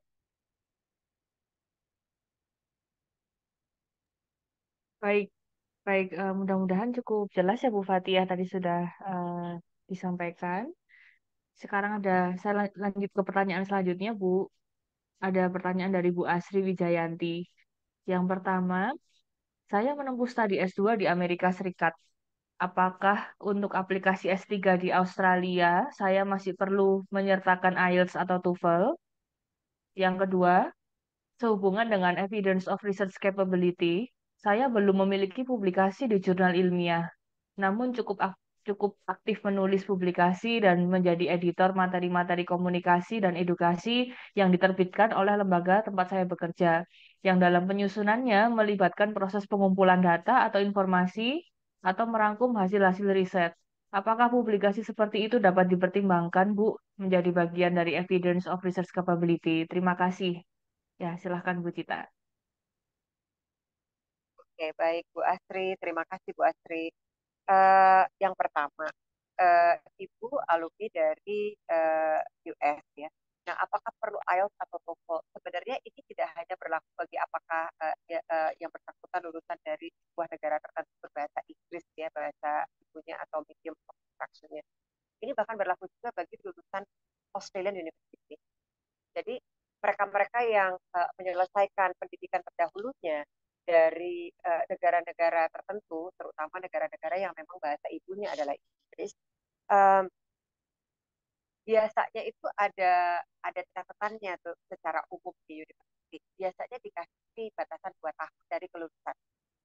Jadi bahkan kalau pengalaman saya ya, bahkan alumni dari kampus kami sendiri gitu, kalau dia udah lebih 2 tahun tetap bisa IELTS karena validity-nya udah nggak bisa dijustifikasi gitu. Makanya kan IELTS sendiri pun apa namanya ada validity-nya, dia tidak tidak berlaku selama. Jadi biasanya sih durasi kelulusan itu yang menjadi acuan. Tapi kalau misalnya baru lulusnya, umumnya masih diizinkan untuk tidak mensubmit hasil English Language Proficiency Test. Tapi kan di banyak kasus biasanya jeda dari S2 ke S3 itu ya makan waktu sudah lab gitu. Karena kan mungkin bisa jadi hasil IELTS-nya sudah diambil beberapa waktu bahkan itu aja sih mungkin parameter apa yang bisa dijadikan panduan. Kemudian publikasi Ibu. Nah, kalau saat ini apa yang Ibu sudah ada aktif menulis tapi memang bukan akademik jurnal gitu ya Bu ya. Uh, Kalau saran saya artinya kita mencoba tidak ada salahnya tampilkan apa yang ada. Artinya that's what's available within the stock list. Gitu ya. Ya itu yang ditampilkan, di highlight. Tetapi kalau saya boleh saran, sambil sudah mulai mau nggak mau karena sudah berkeinginan untuk melakukan studi research yang ya notabene-nya kalau di Australia kan doctoral studies secara rata-rata atau kebanyakan dia memang full by research. Jadi it's a fully by research study program. Jadi mau nggak mau memang anything related to research academic publication itu menjadi sebuah apa ya sebuah hal yang sangat-sangat penting. Ya mulai dari sekarang itu kalau uh, saya boleh saran mulai nyicil gitu mempersiapkan diri untuk dari data-data kan tadi Ibu menulisnya juga pakai data collection ya, ya. Mulai mencoba juga untuk nulis dan mengirimkan ke akademik jurnal karena itu uh, apa ya insya Allah kalau ternyata berhasil akan jauh lebih membantu. Tapi apa yang ada sekarang itu bisa coba untuk tap in. Oleh karena itu makanya mencoba menembak ke berbagai sasaran secara paralel itu penting karena well who knows ada yang allowing that gitu while kita masih persiapkan. Tapi tidak ada salahnya karena tetap itu akan menjadi sebuah hal yang penting ya sambil mulai mempersiapkan toh itu sudah ada data-data collection material kind of handy tinggal bentuknya aja jadi uh, for the computer academic publication. Baik, ya, baik. Terima kasih Bu. Apa memang lumayan sering ditanyakan ya Bu ya, apa pertanyaan tentang itu. Bagaimana kalau saya tuh nggak punya apa publish jurnal atau apa, tapi saya menulis menulis sesuatu yang lain itu sering ditanyakan sih oleh student-student kami. Baik, mudah-mudahan tadi sudah cukup menjawab. Kemudian ada pertanyaan dari Bu Sri Milawati. Saya mau sharing sekaligus bertanya. Saya sudah submit EOI sejak 25 Oktober dan sampai sekarang belum ada balasan. Menurut adminnya, keterlambatan terjadi karena banyak aplikasi yang masuk. Apakah kiranya ada strategi, Bu, sehingga bisa mendapatkan balasan yang cepat untuk proses EOI? Terima kasih. Silakan, Bu Cita. Oke, ya, terima kasih Mbak Gita. Eh, Bu Sri, eh, alhamdulillah ya sudah submit POI. Berarti langkahnya udah lebih lebih maju nih dalam persiapan. 25 Oktober, eh, sudah beberapa minggu ya. Ya mungkin bisa jadi memang ya itu kalau tinggal Ibu apakah kontak sendiri atau kan misalnya dibantu teman-teman PIC misalnya gitu. Nah biasanya kalau teman-teman PIC nanti tinggal eh, Mas Doni sama Mbak Geza tambahkan ya. Jadi biasanya kan eh, tim AICC nanti on your behalf akan membantu memfollow up universitas. Gitu. Dan biasanya teman-teman di AICC itu sudah punya apa ya, katakanlah gambaran nih kampus A itu biasanya IOI-nya nggak pernah exact ya, nggak akan sama dari satu kasus ke kasus lain karena kan bisa jadi mungkin penilainya sedang sibuk, yaitu kalau kalau kita memasukkan berkas di saat katakanlah itu masuk ke waktu-waktu yang peak season. Peak season itu kalau mendekati scholarship itu buka application period itu biasanya peak season tuh, berbondong-bondong tuh berkas-berkas juga dimasukkan karena ingin mendapatkan uh, surat penerimaan ya kan gitu. Nah sehingga ya namanya kita ada di daftar tunggu yang nomornya jadi nomor urutnya lebih panjang. Tapi kalau misalnya lewat kayak teman-teman AIC, tinggal biasanya kontak ke tim AIC, nanti saya yakin teman-teman akan membantu memfollow up gitu. Uh, Kalau Anda apply sendiri, artinya mencoba kontak bukan apply ya, baru submit IOI-nya sendiri pada saat itu, karena bisa juga nggak apa-apa, karena IOI pun seringkali walaupun lewat application dari teman-teman di AIC, bisa jadi IOI itu kita email sendiri, nanti hasilnya disampaikan ke tim itu juga bisa. Nah, tinggal apa namanya, berarti Putri bisa menanyakan. Tapi kalau saran saya tunggu at least like 3 to 4 weeks, walaupun uh, kadang bisa jadi 2 weeks. Ada yang 1 minggu tapi jarang. Kalau biar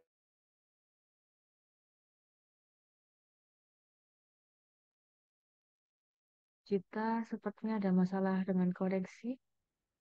Mohon maaf, Bu, suaranya tadi sempat putus dan sekarang ya, suaranya nggak terdengar, Bu. oh oke, Bentar. Ah, oh, sudah. oh ya, jadi Iya, oh ya, jadi iya. saran saya tadi artinya cobalah mungkin tunggu 3 sampai 4 minggu, at least 4 minggu ya. Kalau sampai ternyata belum juga, monggo nanti di follow up gitu. Karena kadang-kadang antara 1 sampai 4 minggu itu range-nya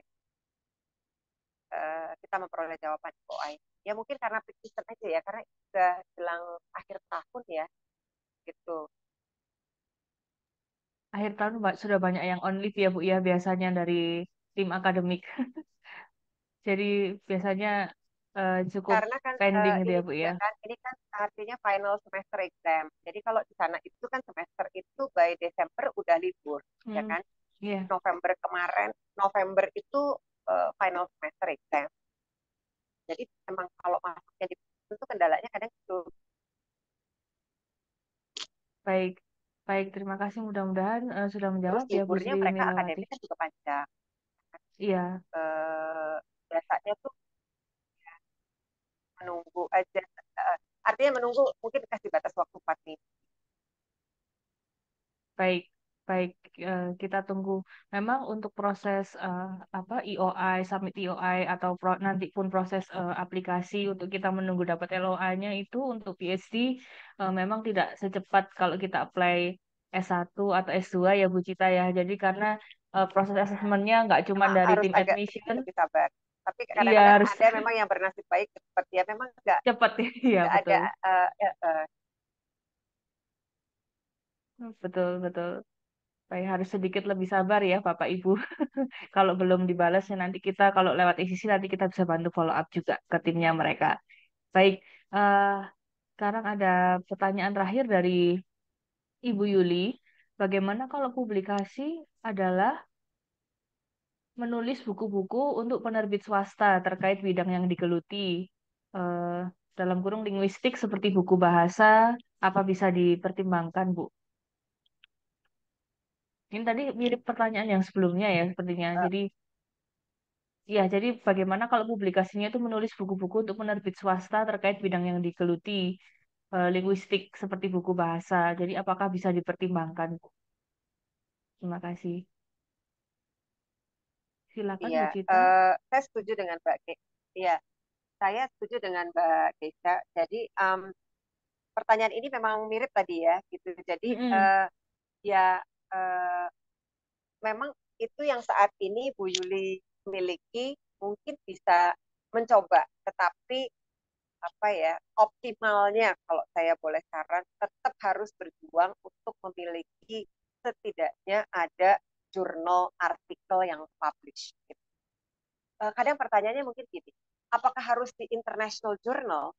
Pada kenyataannya ternyata ada yang mungkin di beberapa local journal, oke. Okay. Jadi on case by case again, nggak harus selalu. Walaupun mungkin kalau ya ada kandidat yang apa ya berkesempatan baik itu bisa masuk ke tier yang tinggi dari international journal ya sekali gitu. Tapi tidak katakanlah bukan harga mati gitu ya, bisa bisa aja gitu. Uh, uh, public atau itu ada mereka oke juga. Tapi perjuangkan kalau saran saya karena again ya itu resikonya ya kita kita studi berkecimpung di dunia yang ini kan akademik. Jadi research-nya ini kan academic research gitu. Sehingga memang parameter-parameter penilaian itu memang jadi akademik.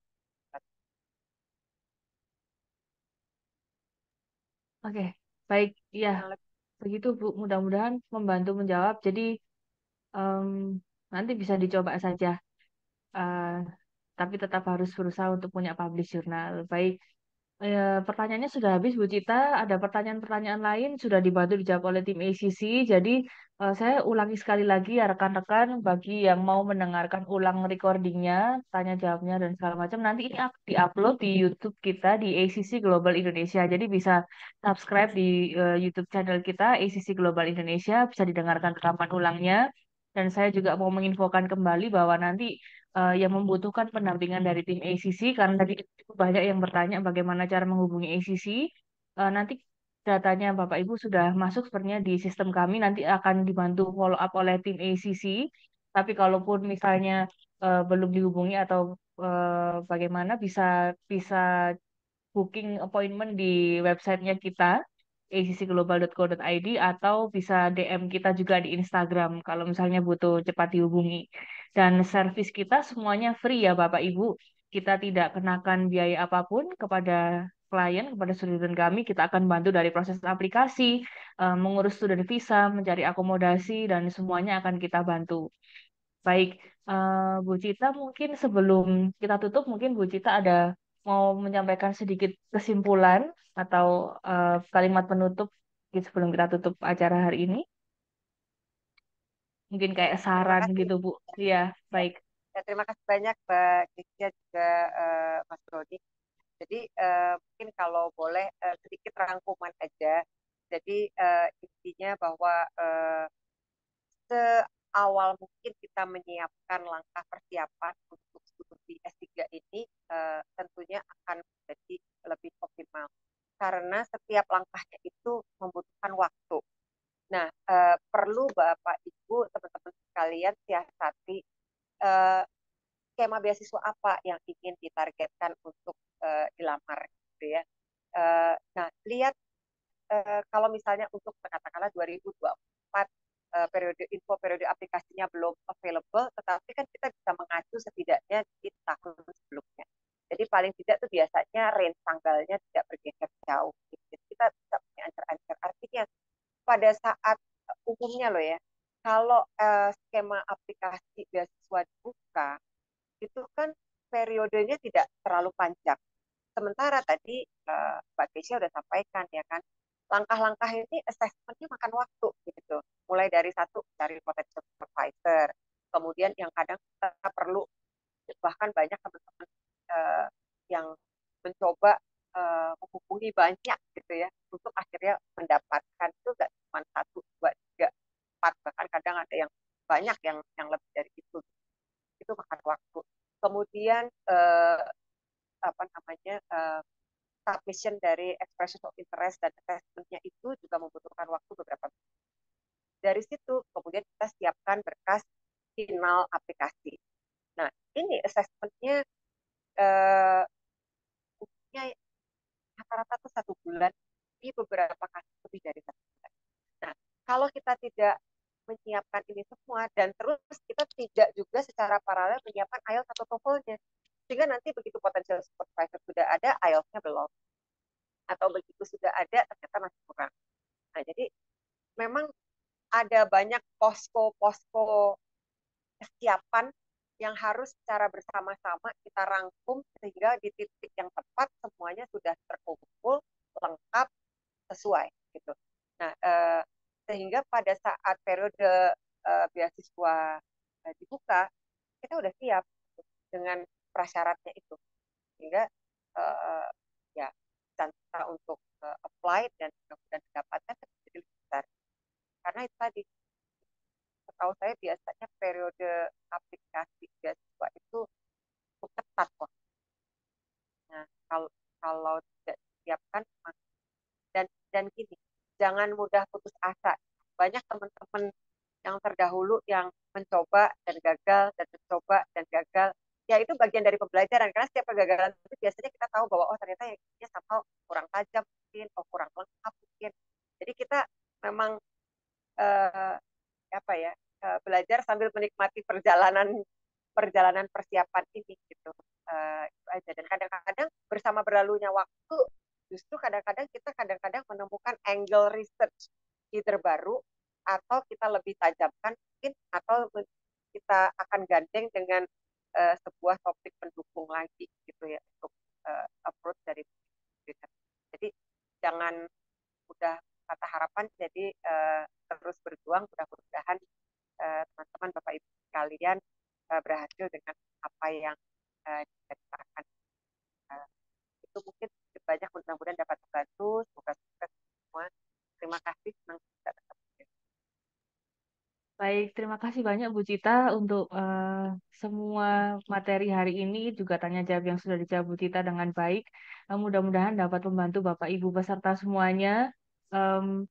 Silahkan kalau yang nanti membutuhkan pendampingan nanti bisa dikontak oleh tim ACC. Juga kalau Bapak Ibu mau mengikuti event-event kita selanjutnya juga bisa cek di Instagram kita di acc.indonesia.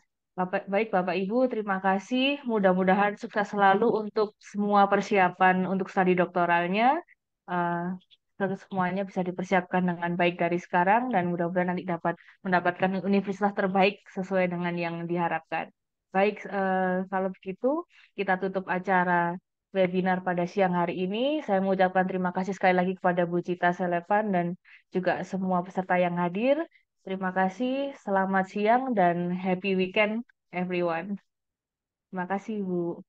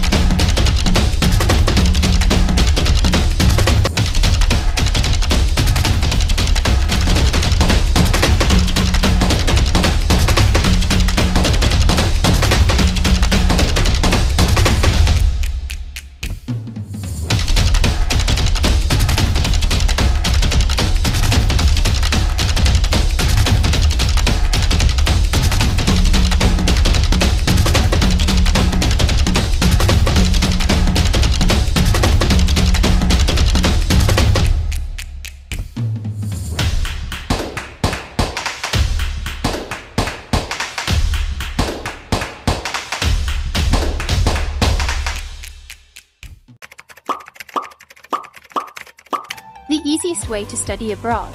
Guys, you don't need to worry about finding information on studying abroad. AECC will provide all the information you need. AECC has been helping students from all around the world to realize their dreams of studying abroad and has industry partnerships and local know-how to help you get set up with things like banking, insurance, accommodation, and more.